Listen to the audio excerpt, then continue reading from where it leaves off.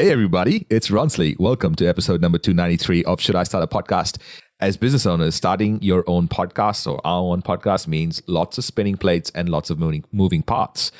In the pursuit of keeping all those plates spinning, we might tend to forget what it means to be a professional, I'm doing air quotes here, podcaster. And this conversation is entirely focused on that. In this episode, you will learn what it means to be a professional podcaster, understand how to avoid some of the basic sound quality mistakes business owners make unconsciously, learn to look at your podcast like a radio host and keep deep engagement. We take a deeper look at how to feel comfortable in your own skin as a podcaster, and we rethink your strategy about getting your guests to share your podcast. We also have an in-depth talk about contingency plans and think differently about making sure your guest is prepared for the best interview possible. All this and more on this week's episode of Should I Start a Podcast? And make sure you listen all the way to the end, because I'll break this episode down to give you 3 small steps you can execute right now to help you take this listening experience into an execution experience. Enjoy the show. Indicator 1, this is launch control. Please advise when pre-flight checklist is complete. Indicator 1 to control. Pre-flight is complete. All indicators read green. This is Should I Start a Podcast? A show for business owners looking for tips, tricks, and ingenious hacks when it comes to growing a business using their podcast. This is your host, Ronsley. He's interviewed more than 1,400 people and has been listened to over 5 million times in 133 countries. A TED speaker, author, and a podcast purist who believes that we can use our voices to grow our business and our influence. You know, because every conversion in any business always happens in a conversation. And now, Ronsley.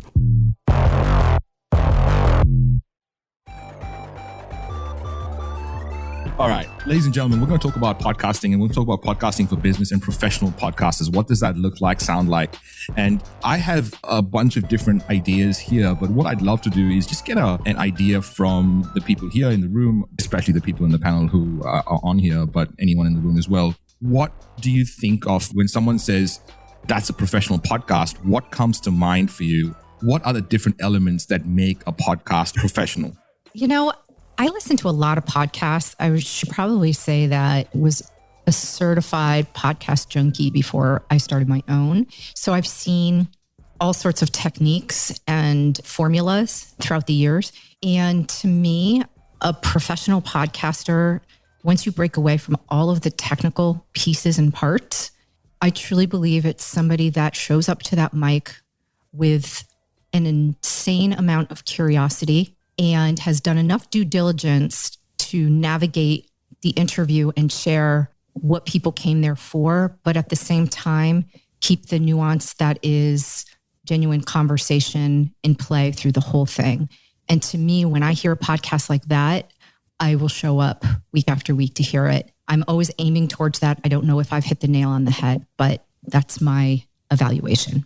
I think that's a good point, Holly. For me, with a podcast, you need to be able to get a little bit of time in to find out whether that person's legit or not. And if someone's got really bad sound quality, I just can't get into it. It stops there. So to me, having a professional podcast must have at least an okay level of sound quality. And then it's how effortless the host is able to inject things like humor and entertainment and show through the questions that they're asking and the research that they have done, how well they respect their guest. And when you, obviously for an interview style show, and when you do that, and as a listener, it sounds so effortless, but you get a ton of value out of it rather than it being really crap audio quality or just stacked with ads.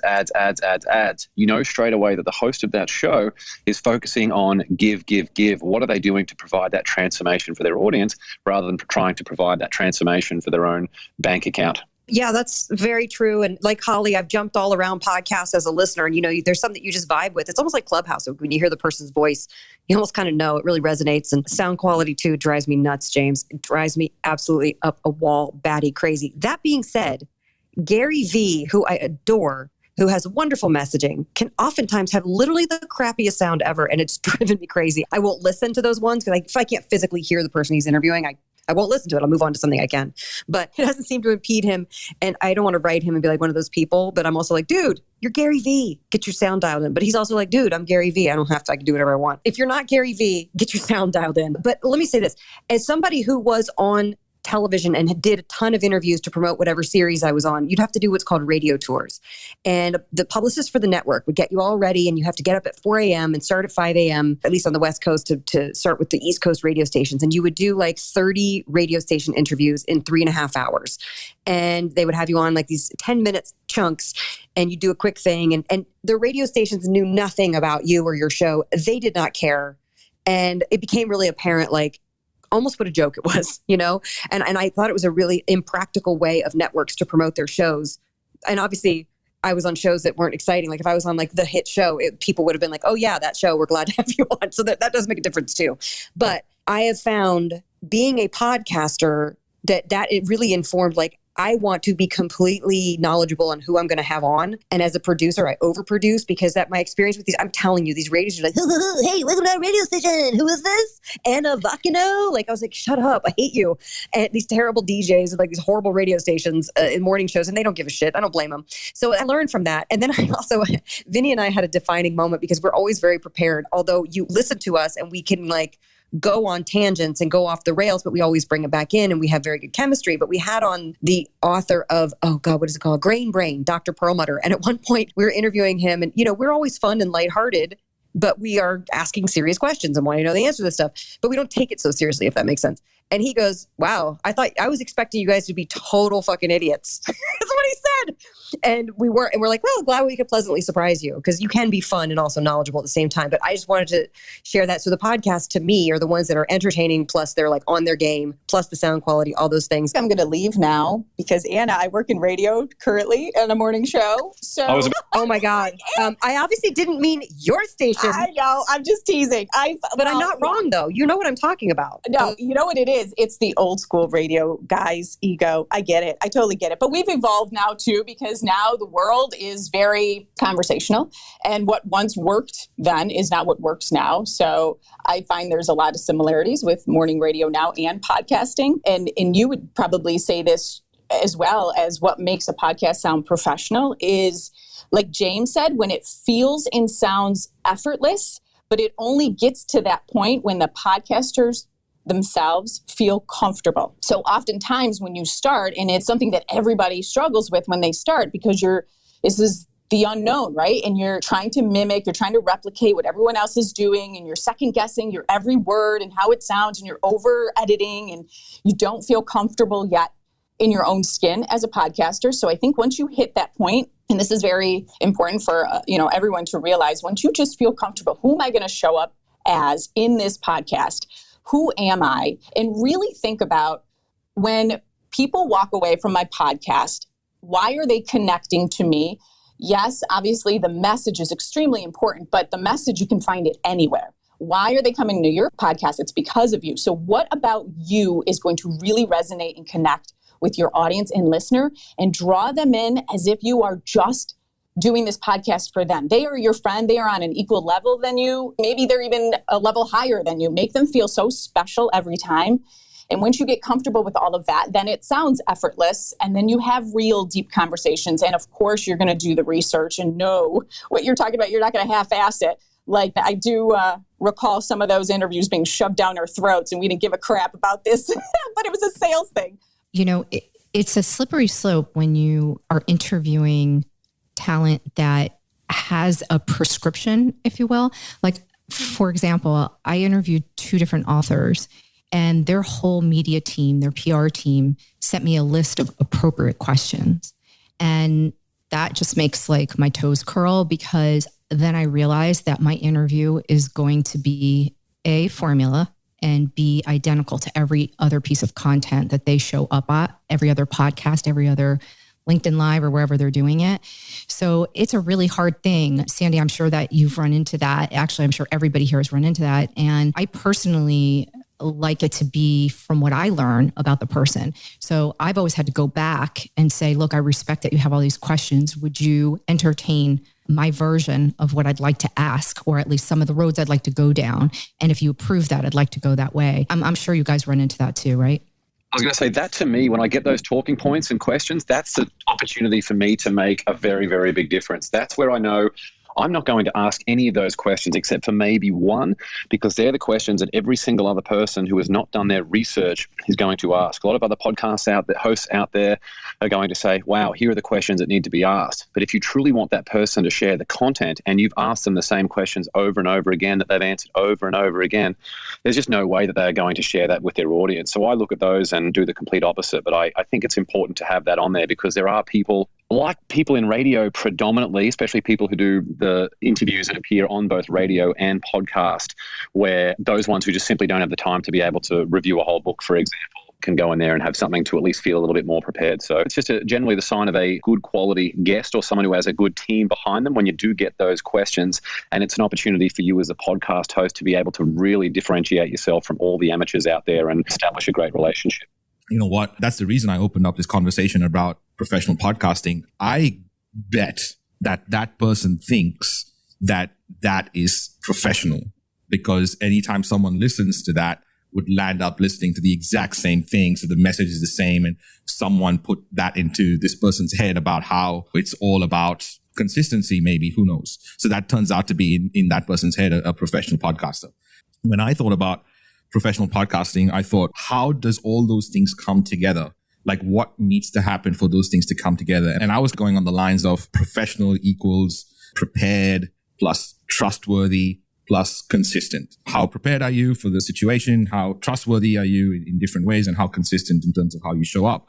So I think putting all those things together equals professional. Trustworthy is a really interesting one. You know, showing up in terms of actually wanting to be there as a podcaster is such a huge trustworthy point. And then consistency is another one. So I wanted to talk about maybe preparedness. And I feel like James might be the king of prepared. In my life, James is the king of prepared. So we might start with James. When you think about a prepared podcast, what comes to mind? Stuff that you do before recording, during recording, after recording? Yeah, it's a really good question. And for those who have an interview style show, the chance to connect with really high level people and get them on your show is mainly going to depend on two things. First of all, your personal relationships, and or that person having a product that they want to release.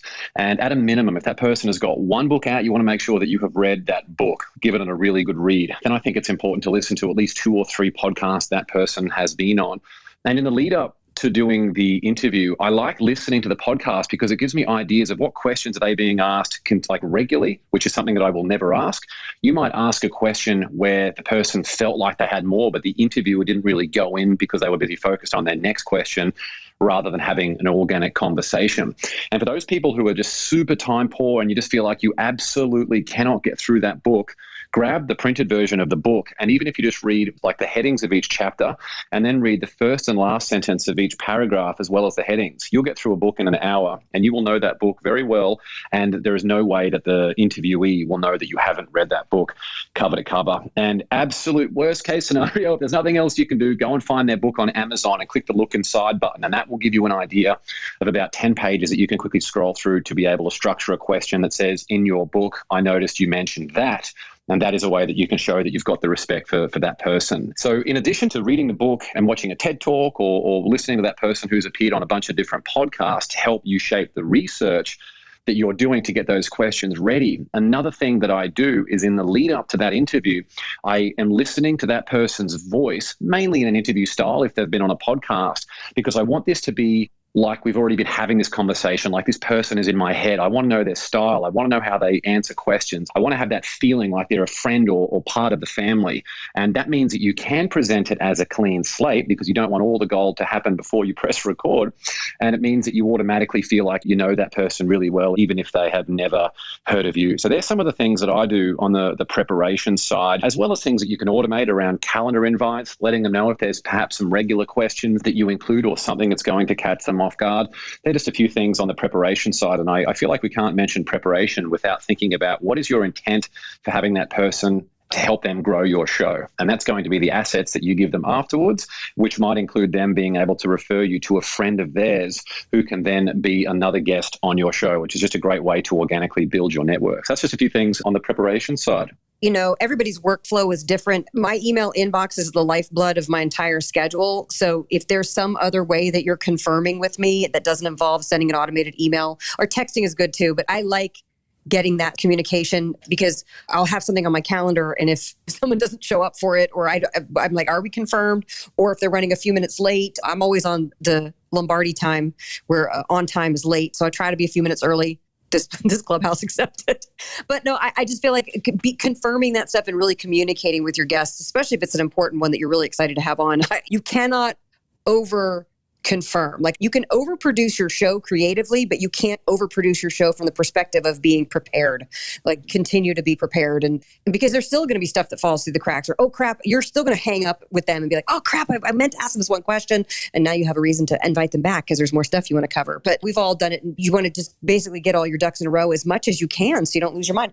I think we should have a regular spot when you're here that you do some voices for us, because you do some amazing voices. And even you mimicking Sandy before. No, you're not mimicking. Oh my God, I'm not. Hey. Oh my God. Yeah, do the radio voice.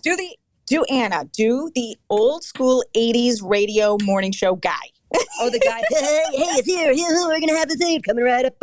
No, you know what? I love radio. Let me explain something. I was on a show about radio, and I got to say, 80% of the people were amazing interviews, because radio people were like, oh my God, we're finally represented in a show about radio. So they loved having us on, and most radio people actually watched it, which is pretty good considering nobody watched it but radio people and like 13-year-old boys. So I was very excited about that. But then there was like that 20% where I get it. You guys get things forced down your throat. Have these idiots on. Have these people you've never heard of on. You could just tell people were blowing it off. And I was like, well, I'm going to blow it right back off. Because they would be like, hey, what's this little show about that you're on? What's this little show? And I'd be like, it's about aliens having abortions. Like, what? Like, I would just say anything because I knew that they didn't give a shit. You know what I mean? So who cares? Honestly, I did not take offense at all, Anna. No worries at all. Oh, and I will say this. I've been on so many podcasts of people who've left radio who we met from me doing interviews with them to promote that show. So that makes me super happy and still have connections 13 years later. I mean, this is 13 years ago. It was a long time ago. So I'm a huge fan of radio. Radio's not going anywhere, and neither is podcasting.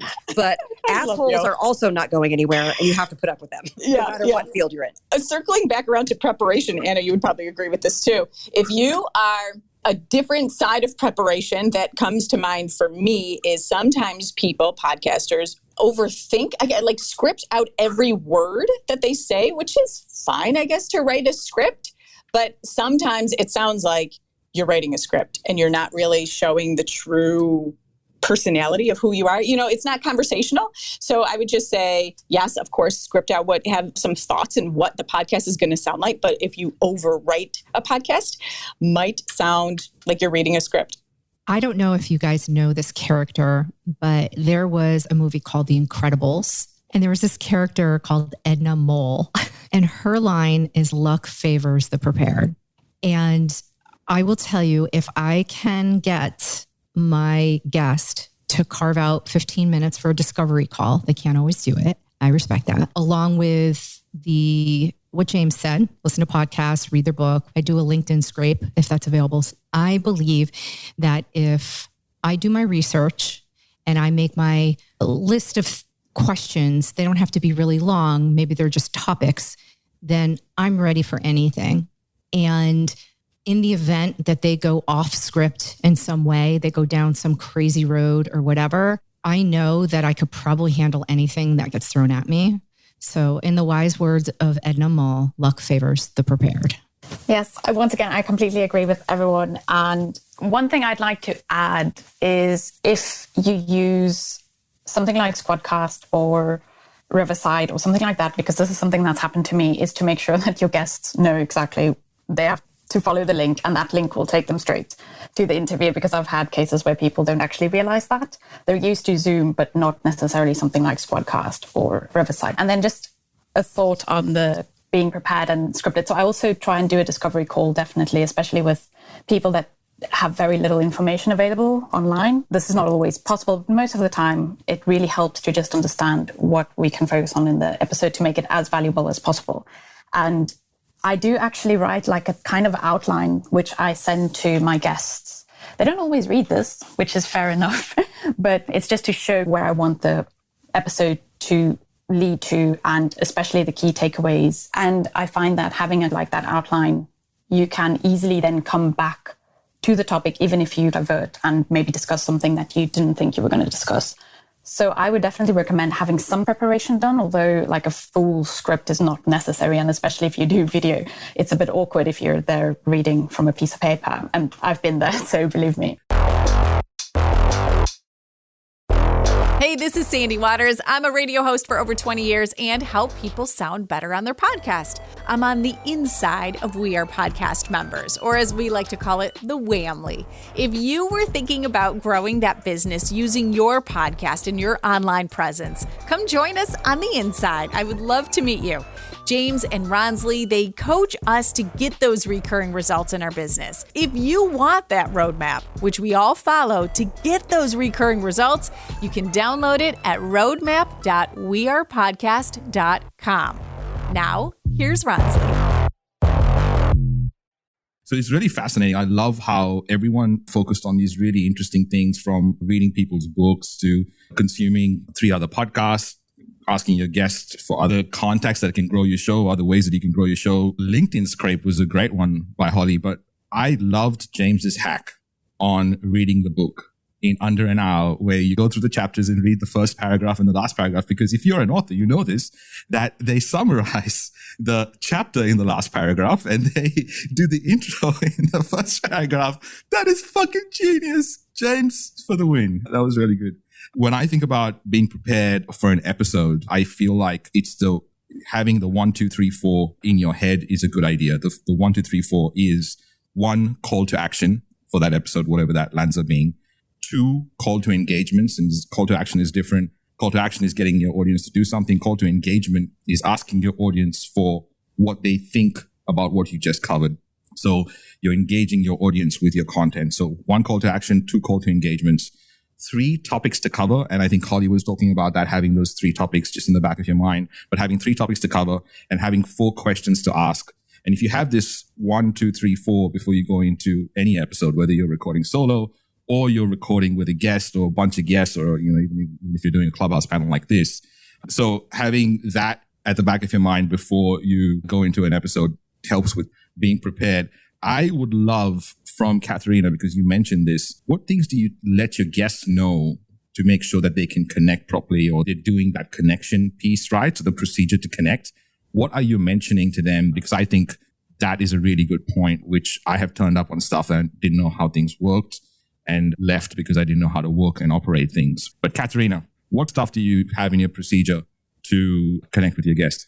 Okay, so I've developed this over time with some things not going according to plan. So it's basically just once you've done the discovery call, if you do something like that, or just like a pre-call, you have your date confirmation, and roughly 2 weeks or 1 week before, I send an email that's very clearly gives them the outline and clearly states the date, time, and then the link. They also get a confirmation from the site itself. So I use both Squadcast and Riverside. I always send the invite from that platform, but then I double check with them with the link. And I also send them a couple of tips for just like sound recording, video recording, just short things. That's always good to have prepared before you actually go into the interview. And then, of course, on the day of the interview, I just confirm again with like a little reminder of the link and everything. So that's what I do. But even with all of that, sometimes they just go somewhere else and try to connect on a different link. So human error is real, isn't it? It's crazy. You can be as prepared as you possibly want, and inevitably people show up with a crappy mic or no mic at all, and or complain that they can't access the link. Kat, I know exactly what you're talking about. Yes. Was it Anna who said something about email confirmations? Like, there can never be enough of those. So even if you feel like you're over confirming, rather do that than have some mix up on the time or where they have to go. Because like James just said, like human error is surprisingly high. To everyone's point about being prepared, I feel like part of it, of the preparation, is having a contingency, what I call in case shit happens scenarios. So for everyone here, what are some of the things that you're thinking about in case shit happens? Like, what are you hoping that doesn't happen? And maybe we can find some contingencies to it, because there are a whole bunch of stuff that we're afraid of happening, but maybe we don't really give it much thought. And then when they happen, we're not really prepared for it. So in case shit happens, what are the stuff that we need to be prepared for as a podcaster? Okay, I'm going to share a shit happen scenario, and as luck would have it, how it was rectified. I was doing an interview on Clubhouse and had all of my equipment hooked up. I have a Rodecaster Pro with my Samsung mic, and I have my phone hooked up with the little lightning cord, or I guess it's called a dongle as well. So had everything all hooked up, ready to go, tested, ready to fly. And about 5 minutes before the interview, my phone fell on the floor and the little lightning cord bent, and it was no longer acknowledging my phone. And I was recording through there. So it was one of those moments where literally the sweat started pouring down my forehead because, I had to unplug everything and be on Clubhouse in real time at that moment to let the guest know that I was struggling for a few minutes. I will say, I got really freaking lucky because she was such a professional at speaking that she just took the mic and started a conversation with somebody in the audience that she knew. So I got lucky there. But the second thing that I realized afterwards that I got lucky is my friend Larry was in the audience. And I back channeled him and asked him if I could pull him up on stage and if he could record it for me. And I pulled him up on stage intentionally because the sound is better up here, just in case nobody knew that. And he recorded the whole thing behind the scenes for me and sent me the file. So in the moment, I was able to rally and come up with a solution, but I hadn't thought of what else I would do in that moment in time. So I think it's always good. I know that's not the traditional way of recording. I know a lot of people go to Squadcast, Riverside, Zoom, whatever. So I would say that the backup plan for that would be to ask your guests to also record on their computers. It's QuickTime for a Mac. I'm not sure what it is for a PC, but that might be a good backup plan, I think. But there's probably others in the room that are far more technical than I am. Thank you for sharing that, Holly. I feel like in my experience, backup plans come from having a bit of a horrible moment. One of the first podcast guest interviews that I had done, I didn't do as much research as I should have. And so I was not expecting the person who came on to be doing TV answers, like very, very short answers.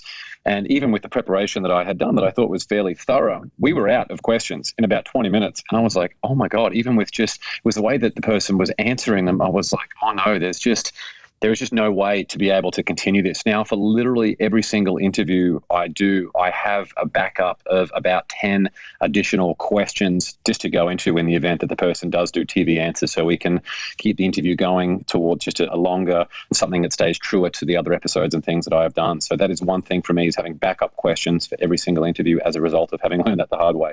These scenarios are really fascinating, right? I remember doing my first interview in person after 80 interviews maybe. So I'd done them all on Skype at the time. This was 2013, a while ago. But my first in-person interview was interviewing the mayor of Ipswich, who, by the way, is in jail right now. Some dodgy shit. Some dodgy shit in it.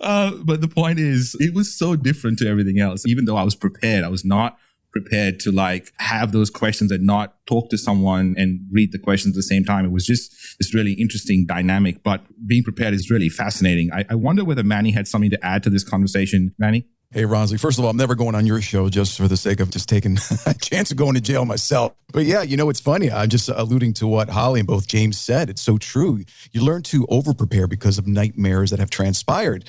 And me being from the musical and entertainment side, that's something that could always happen, whether it's an audio fumble or whether it's people speaking in sound bites. Like you said, sometimes it's just always better, and I learned the hard way, to be overly prepared with respect to questions. And Holly beat me to the punch. For me, audio is a big deal. And as a singer, that's my jam. So I'll have 2 microphones ready, one backed up. I have my Rodecaster, I have my Logic Pro, and I have Zoom. And sometimes I open up a line of conversation with my guests and let them know, listen, if you want, feel free to record it on your end in case, something happens on my end where my internet goes out, we can keep it going. And I got to tell you, 100% of the time, I'm like, yeah, absolutely. I was going to do that anyway. So that always helps, opening the line of communication. And certainly I always prepare at least 10 to 15 questions. And sometimes you could regenerate those questions, because you're right. There are certain people that just know how to answer a question without derailing the topic of conversation. I've never had that issue because I really love engaging in heartfelt dialogue. And that comes from going off script most of the time. Because in my interviews, I usually deal with people in the entertainment industry, and we have these experiences and journeys that we talk about. So I try to orient my questions and keep them away from yes, no answers, where they really have to delve deep into the juicy and meaty, greedy stuff. So I hope that serves everybody. In a nutshell, it's just preparation, and then prepare a little bit more, and hope for the best, but sometimes anticipate the worst happening, because it does happen. It is what it is. This is show business. And this is the voice of Manny Cabo. I'm out. What a voice indeed. Manny, give us like 30 seconds, like a song or something. I would love to hear your voice. You sound crystal clear. Your equipment is obviously on point. Oh, man. Okay. You know what? I'll share something that I got me 4 chairs on The Voice. I do the Spanish version, but I think you guys will probably appreciate this one more because of David Coverdale and my affinity for Whitesnake. Is that cool? Do it, brother. And I don't know where I'm going, but I should know where I've been. Hanging on the promises with the songs of yesterday. And I made up my mind. I ain't wasting no more time. But here I go again. Here I go again. How was that? Woohoo! Amazing. That was incredible. Wow. Should we throw our bras up on the stage now? Listen, you got to back channel that because I don't want to get kicked off this Clubhouse whole thing. Thanks, Manny. I'm just curious, Sandy, Katharina, Anna, do you have anything to add to that in case shit happens part of podcasting? I'm quickly going to jump in here because I've got a few stories, but I'm just going to say one thing, and that's to do with background noise, unexpected background noise. So I've recorded in a chocolate factory and next to a river in like -4 degrees, like on location recording.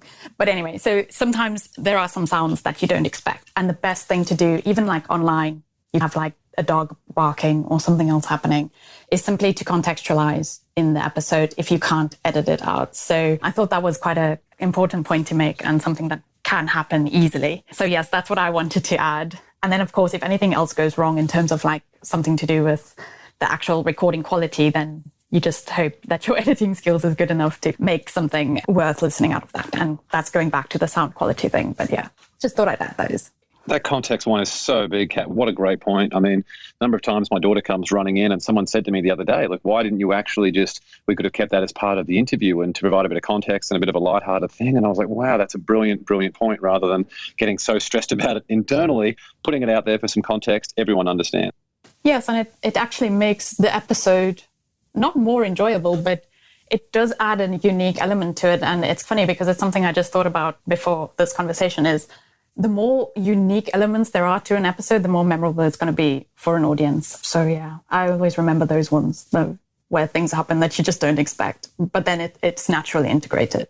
Super important point. We get caught up with the perfection of everything, that it's the imperfections that make it more memorable. But that was such a huge point. And Manny, I just wanted to say, which I was meant to say earlier and totally forgot, I watched Whitesnake live here in Brisbane at the Tivoli about maybe 6 years ago. And that was good. I was expecting more bras on stage, but that wasn't the case. They were pretty old. Well, rub it in, bro. Rub it in, because I've seen them once in their heyday. And I got to tell you, for me, it's just the affinity of music as a whole. That song actually changed my life. It opened up so many doors. And one of the reasons why I have a podcast, for those of you who don't know, I just lost my dad to COVID. And this is my way of continuing his legacy, especially because he was the one who introduced me to the world of entertainment. He put the camera in my hands, which allowed me to become a music photographer, to shoot for labels and magazines. And he put a microphone and drums in my hands that allowed me to be on The Voice and La Voz and all these incredible opportunities. So it was difficult for me, but because of this platform, I'm able to give a voice to those that do not. And of course, like you guys, I'm sure you could all attest to this. You want to share something that's your truth. You want to uplift and show that you love your community, whatever your avatar is, and just to provide value at the end of the day. It's just one of those things that I'm grateful for music, because it has opened up the doors in multiple facets of my life, man. And I learned from everybody. I learned from you guys. As a matter of fact, I loved your title. There were so many rooms open at the same time. I'm like, no, that's nonsense. Absolutely not. 2,000 people. No. Oh, podcast for business. Because we could always learn something. I've become a good teacher because I'm a better student and I sponge from everybody, man. So it doesn't really matter. And that's my advice to everybody in the audience. Because that whole context thing that Catherine mentioned, I'm like, holy shit. Yeah, she's probably right. And sometimes you're not as quick as on your feet because you're so concerned about the information and the topic at hand that you forget to incorporate these spontaneous tips and tricks, So that's always good to keep in the back of your mind. So nice one, Katharina.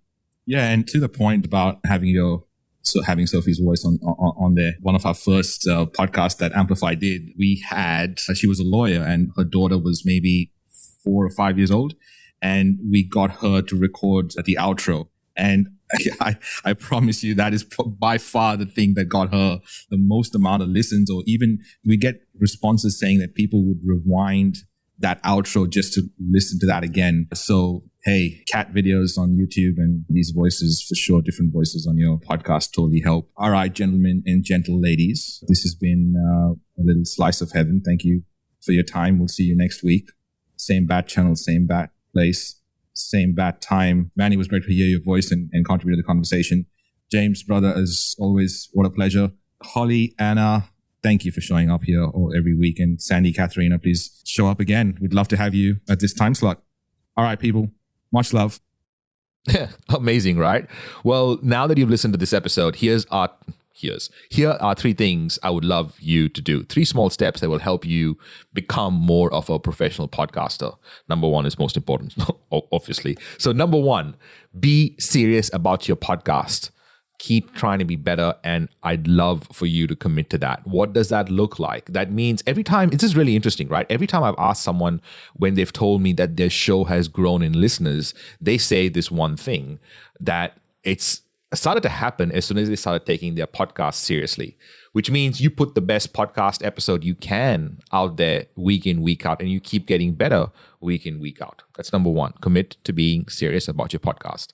Number 2, if you haven't gotten your microphone situation sorted, that is on your list. You got to sound good. You'll hear the people on this show sound pretty good with their microphones, and you got to do that too. And if you don't know where to find and what to do, send me a message, ronsley@gmail.com, and I will get you our list of recommended stuff so that you don't have to figure out what you need to buy.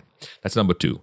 And number 3, make your list of in case shit happens scenarios. Like, what are your contingency plans in case scenarios happen that you don't want to happen and you want to be prepared for that? So just write them down. It will only take you 20 minutes. But once you have them, you're way better prepared for when things happen that shouldn't happen, I suppose. So what you pick as your strategies to grow will depend on where you're at in your business. So pick the strategy that's right for where you're at and not for where you'd love to be.